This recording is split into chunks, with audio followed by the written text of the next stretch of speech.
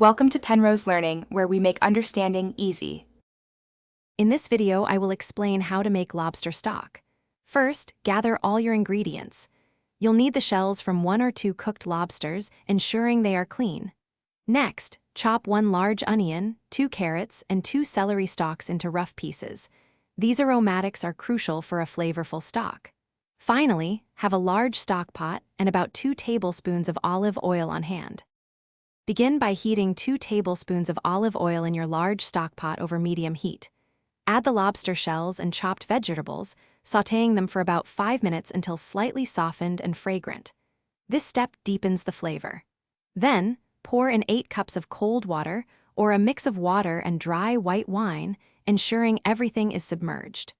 Bring it to a gentle simmer and let it cook for 45 to 60 minutes. Once your stock has simmered, carefully remove the pot from the heat. Place a fine mesh sieve over another large pot or bowl. Slowly pour the entire contents through the sieve, separating the liquid from the solids.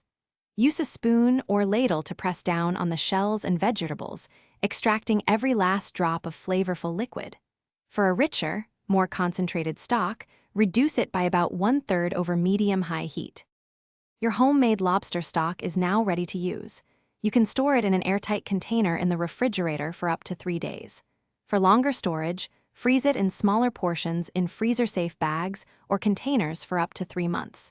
This makes it super convenient for future recipes like bisques or sauces. Remember to check the description for a link to the Shark AI Ultra Robot Vacuum and other great deals to upgrade your home. Enjoy your delicious homemade stock.